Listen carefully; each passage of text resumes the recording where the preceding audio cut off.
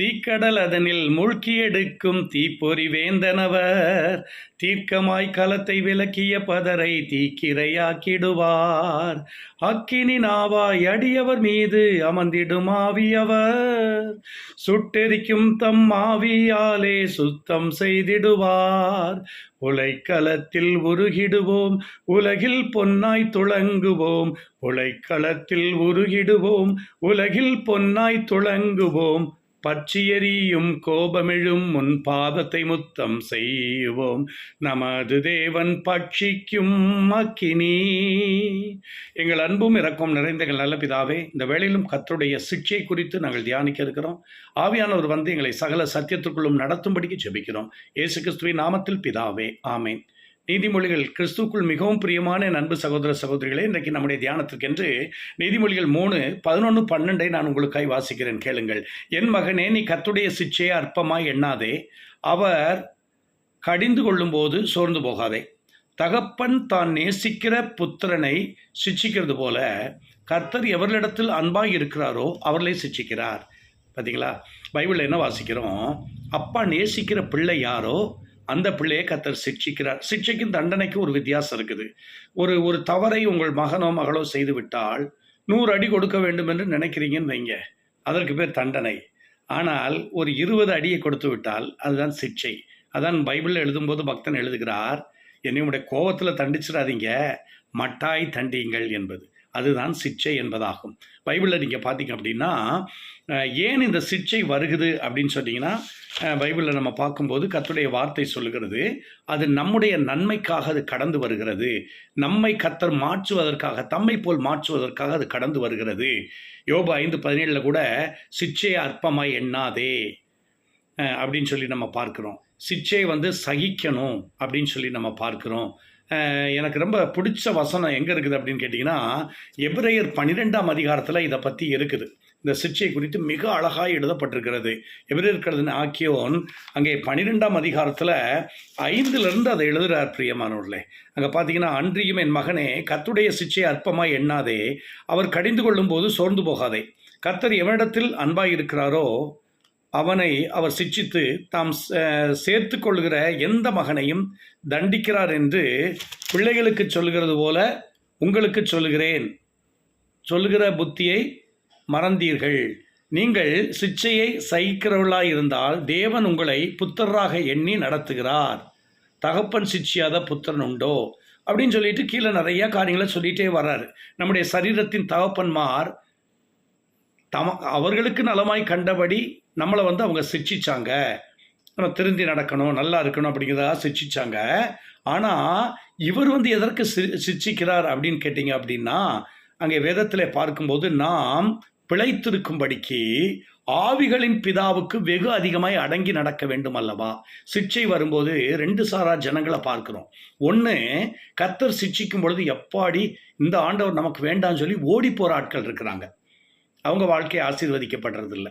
ஆனால் அந்த சிட்சிக்கும் பொழுது கர்த்தருடைய யாரை கர்த்தர் நேசிக்கிறாரோ அவங்களத்தான் கர்த்தர் சிட்சிக்கிறார் அப்படின்னு சொல்லி பார்க்குறோம். பைபிள் உள்ளுள்ள ஏராளமான வசனங்கள் அதற்கு எழுதப்பட்டிருக்கிறத பார்க்குறோம். அத்தனை எடுத்து காட்ட முடியல. அங்கே பார்த்தீங்கன்னா நிறைய இடங்களில் இதை குறித்து எழுதப்பட்டிருக்கிறத பார்க்குறோம். ஆண்டவர் உன்னை நேசிக்கிறாரு, அதனால தான் சிட்சிக்கிறாரு. கர்த்தர் உன்னை கடிந்து கொள்வது எதற்காக? உண்மையில் அன்பாக இருக்கிறதுனால அப்படின்னு சொல்லி பைபிளில் பார்க்குறோம்.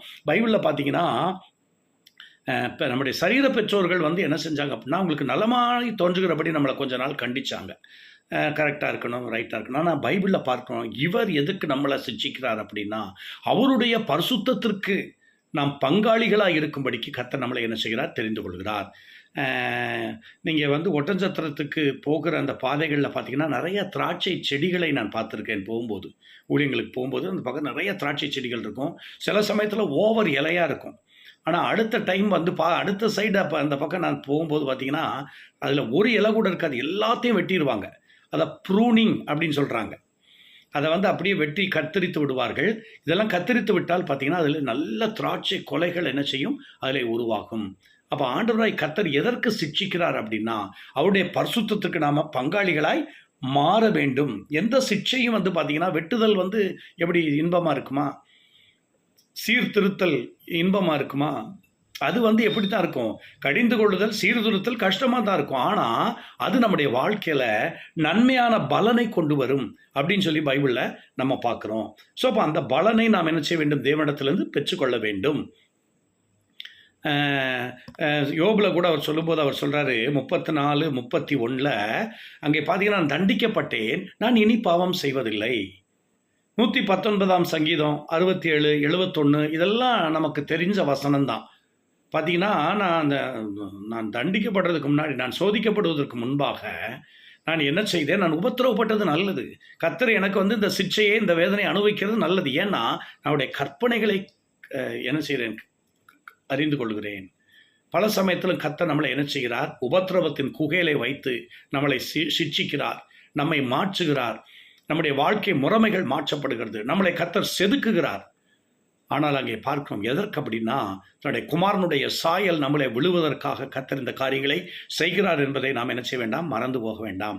சங்கீதத்தில் கூட ஒரு வசனத்தை வாசிக்கிறோம் பாருங்க. சங்கீதம் 23 அங்கே நம்ம வாசிக்கும் போது என்ன வாசிக்கிறோம், உமது கோலும் உமது தடியும் என்னை தேற்றும். ஆனால் வசனம் என்ன சொல்லலை, உடைய கோலும் உடைய தடியும் என்னை கொல்லும் அப்படின்னு சொல்லலை, அது என்னை தேற்றும். 2 வச்சுருப்பாங்களாம் இஸ்ரவேல் மேய்ப்பர்கள். 1 கோல் நீட்டமாக இருக்கும், அது என்ன அப்படின்னு கேட்டிங்கன்னா, இந்த ஆடுகள் நடந்து போகும்போது வழி விலகி போகும்போது அப்படி லைட்டாக அப்படி ஒரு தலையில் ஒரு தட்டு தட்டுவாங்க, அந்த ஆடு மறுபடியும் உள்ளே வந்துடும். அதுதான் சிக்ஷை. ஆனால் அங்கே பாருங்கள், இன்னொன்று இருக்கும், தடி பெரிய உருட்டு கட்டை மாதிரி பெருசாக வச்சுருப்பாங்க. அது இந்த சிங்கம், கரடி, தாவீது கூட சொல்கிறார் இல்லையா, ஒரு விசை என் ஆட்டை தூக்குறது சிங்கம் வந்தது, கரடி அப்போ இந்த உருட்டு கட்டை வைத்திருப்பார்கள். அதை வைத்து அடித்து கொன்று விடுவார்கள் அதை, தங்களுடைய மிருகத்தை காப்பாற்றுவதற்காக. அப்போ அந்த ஆடு என்ன சொல்லுது பாருங்க, அவருடைய தடி, அவருடைய கோலும் அவருடைய தடியும் என்னை தேற்றுகிறது என்று வேதத்தில் எழுதப்பட்டிருக்கிறத நம்ம பார்க்குறோம். அப்போ கர்த்தருடைய வார்த்தை என்ன சொல்லுது அப்படின்னு கேட்டிங்கன்னா, அங்கே பார்த்தீங்கன்னா, கர்த்தர் உன்னை சிட்சிக்கும் பொழுது நீ உபாகமம் 8:5 கூட அங்கே நம்ம பார்க்குறோம், ஒரு தகப்பன் தன் பிள்ளையை கண்டிப்பது போல, ஒரு தகப்பன் தன் பிள்ளையை சிட்சிப்பது போல தேவனாகிய கர்த்தர் நம்மளை சிட்சிக்கிறார் என்பதை நீ இருதயத்திலே அறிந்து கொள் என்று உபாகம புஸ்தகத்தில் 8:5 நம்ம வாசிக்கிறோம். அப்போ கர்த்தர் நம்முடைய நன்மைக்காக, நம்முடைய பிற்கால நன்மைக்காக இவைகளை கட்டளையிடுகிறார் என்பதை நாம் என்ன செய்யக்கூடாது, மறந்துவிடக் கூடாது என்பதாக நம்ம பார்க்கிறோம். ஸோ அப்போ என்ன செய்யணும், நம்ம சிட்சிக்கப்படும் பொழுது கர்த்தரை விட்டு தூர ஓடி போயிடக்கூடாது. சிட்சையை சகித்து ஏற்றுக்கொண்டு நம்முடைய வழிகளை நாம் என்ன செய்ய வேண்டும், செப்பனிட வேண்டும், நம்முடைய வழிகளை நாம் சீர்படுத்த வேண்டும். இது முக்கியமான காரியமாய் காணப்படுகிறது என்பதாக நம்ம பார்க்கிறோம். அப்ப நாம் சீர்படுவதற்கு நம்மை ஒப்பு கொடுக்கும் பொழுது, அங்கே பார்த்தீங்கன்னாக்க நம்மை நாமே மாற்றிக்கொள்வதற்கு நம்ம ஒப்பு கொடுக்கப்படும் பொழுது அங்கே பார்க்க நம்முடைய வாழ்க்கையில் நன்மையான கனிகள் பிறக்கிறத நீங்கள் என்ன செய்ய முடியும், பார்க்க முடியும் அப்படின்றத பார்க்குறோம். பக்தன் சொல்லும்போது கூட, நான் நாள்தோறும் தண்டிக்கப்பட்டு நாள்தோறும் சிட்சிக்கப்பட்டிருக்கிறேன்லாம் அநேக வார்த்தைகளை அவர் சொல்கிறத நம்ம பார்க்குறோம். இதெல்லாம் எதுக்காக அப்படின்னு கேட்டிங்கன்னா, அங்கே பார்க்கிறோம் நம்முடைய பிதா தான் திராட்சை தோட்டக்காரர் என்று சொல்லி யோவான் 15:1-2 பார்க்கிறோம். அப்போ கனி கொடுக்கிற மரம் எதுவோ அதிக கனிகளை கொடுக்கும்படிக்கு அதை சுத்திகரிக்கிறார் அப்படிங்கிறத பார்க்குறோம். அப்போ சில சமயத்தில் கட் பண்ணுவார், சில சமயம் க்ளீன் பண்ணுவார், சில சமயத்தில் பல காரியங்கள் அந்த மரத்தில் செய்யப்படும். ஏன்னா அது அதிக கனிகளை கொடுக்கணும் அப்படின்னு. அப்ப நம்ம நல்ல கனிகளை கொடுக்க வேண்டும் என்பதற்காக தேவன் விதமாய் நடத்தும் பொழுது அவர் உன்னை நேசிக்கிறார் என்பதை நீ மறந்து விடாதே. அவர் உன்னை மாற்றப் போகிறார் என்பதை நீ என்ன செய்யாத, மறந்து விடாத. நீ சில இடங்கள்ல கூட சிலர் என்னிடத்திலே சொன்னார்கள், போதகர் கடிந்து கொண்டு பேசினால் நிறைய பேருக்கு பிடிக்கிறது இல்லையா, என்ன எல்லாரையும் திட்டுறாரு அப்படின்னு சொல்கிறாங்க. யாருக்காக திட்டுறாரு, யாருக்காக அந்த வசனத்தை கொண்டு பேசுகிறாரு? நீங்கள் நல்லா வரணும், தேவனுடைய காரியங்கள் நல்லா வரணும், நீங்கள் நல்ல ஒரு நிலைக்கு வரணும் அப்படிங்கிறதுக்காக திட்டுறாங்க. இன்னும் சில இடங்களில் பார்த்தீங்க அப்படின்னா திட்டி பிரசங்கம் பண்ணிட்டாலே எந்திரிச்சு போயிடுவாங்களாம். யாருக்கு அதனால் ஆசீர்வாத குறை உண்டாக போகிறது? தேவ ஜனங்களுக்கு தான் உண்டாக போகுது. இன்னும் சில இடங்களில் இதுலேயும் ரொம்ப மிஞ்சி போகிற மக்கள்லாம் இருக்கிறாங்க. பாஸ்டர்கிட்ட இவங்க சொல்லுவாங்களாம், இன்னென்ன காரியங்களை பேசுங்க பாஸ்டர், அதே நமக்கு ஒரு காரியம் தெரியலை அப்படின்னா அவற்றை இந்த காரியம் தெரியலை எனக்கு கற்றுக் கொடுங்க அப்படின்னா பரவாயில்ல இல்லையா. ஆனால் இவர்களே பாஸ்டர் இடத்துல போய் இன்னென்ன காரியங்களில் பிரசங்கம் பண்ணுங்க, ஜனங்களெல்லாம் ரொம்ப கடிந்து கொள்ளாதீங்க. அதில் ஒரு கமிட்டி வேறு, அதில் அந்த கமிட்டி உட்காந்து என்ன செய்யுது, பல காரியங்களை பேசி பாஸ்டர்கிட்ட இதை பேசுங்க அப்படின்னு சொல்லி என்ன செய்கிறாங்க, அவருக்கு உபதேசம் பண்ணக்கூடியவங்களா இருக்கிறாங்க. பிரியமானவர்களே, தேவ ஊழியன் என்கிறவன், தேவ வார்த்தையை சொல்லுகிறவன் எப்படிப்பட்டவன்? தேவனிடத்திலிருந்து வசனத்தை வாங்கி அதை ஜனங்களிடத்திலே கொடுக்கக்கூடியவனாய் காணப்பட வேண்டும். ஜனங்களுடைய நிலைக்கு இறங்கி போய் பிரசங்கம் பண்ணுறதல்ல, ஜனங்களை அங்கே பார்த்தீங்கன்னாக்கும் தேவனுடைய உயரத்திற்கு மேலே அவர்களை தூக்கி கொண்டு வர வேண்டும். அதுதான் ஒரு ஊழியன், ஒரு மெய்ப்பனுடைய வேலை என்பதை நம்ம பார்க்கிறோம்.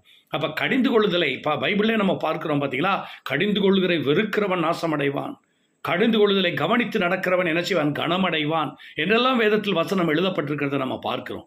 அப்போ நம்ம ஆண்டவர் நம்மளை சிட்சிக்கும் பொழுது என்னுடைய நன்மைக்காக சிட்சிக்கிறார். அது பல டைப்பாக இருக்கும். வார்த்தையின் வழியாக சிட்சிப்பார், சில சமயம் வாதைகளினாலே சிட்சிப்பார் இல்லையா, மிலாட்சினாலே சிட்சிப்பார் இல்லையா. பவுல் அப்போஸ்தலன் கூட சொல்லும்போது அவர் என்ன சொல்கிறாரு? கொரிந்து சபை மக்களே, நான் உங்களிடத்தில் வரணும். எப்படி வரணும்? அன்புள்ள ஆவியோடு நான் வரட்டா, இல்லை பெரம்போடு நான் வரட்டா அப்படின்னு சொல்லி கேட்கறத நம்ம பார்க்கிறோம்.